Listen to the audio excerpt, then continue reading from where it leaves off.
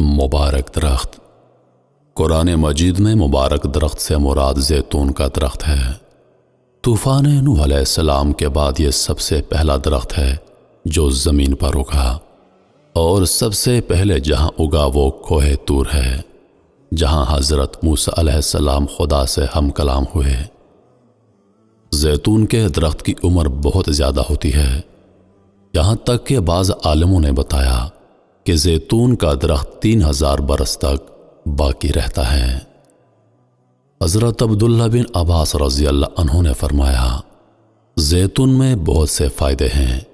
اس کے تیل سے چراغ جلایا جاتا ہے اور یہ بطور سالن کے بھی استعمال کیا جاتا ہے۔ اس کے تیل سے سر اور بدن پر مالش کرتے ہیں، اور یہ چمڑے کی دباغت میں بھی کام آتا ہے، اور اس سے آگ بھی جلاتے ہیں، اور اس کا کوئی جز بھی بیکار نہیں، یہاں تک کہ اس کی راکھ سے ریشم دھو کر صاف کیا جاتا ہے، اور یہ حضرت انبیاء علیہ السلام کے مکانوں اور مقدس زمینوں میں اگتا ہے، اور اس کے لیے 70 انبیاء کرام نے برکت کی دعا مانگی ہے، یہاں تک کہ ابراہیم علیہ السلام اور حضور خاتم النبیین صلی اللہ علیہ وآلہ وسلم کی مقدس دعاؤں سے بھی یہ درخت سرفراز ہوا ہے، جیسا کہ قرآن پاک میں ہے، روشن ہوتا ہے برکت والے پیڑ زیتون سے، جو نہ پورب کا ہے نہ پچھم کا۔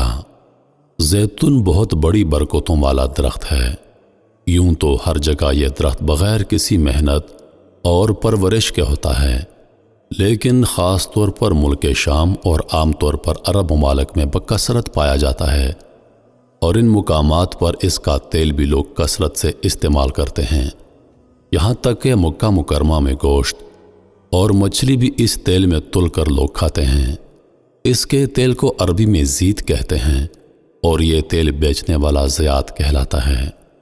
اگر مل سکے تو مسلمانوں کو چاہیے کہ تبرکاً اس کا استعمال کریں، کیونکہ قرآن میں اس کو مبارک درخت فرمایا گیا ہے،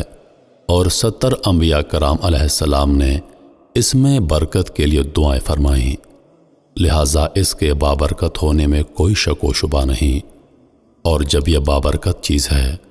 تو یقیناً اس میں بہت سے فوائد اور منافع بھی بہت زیادہ ہوں گے۔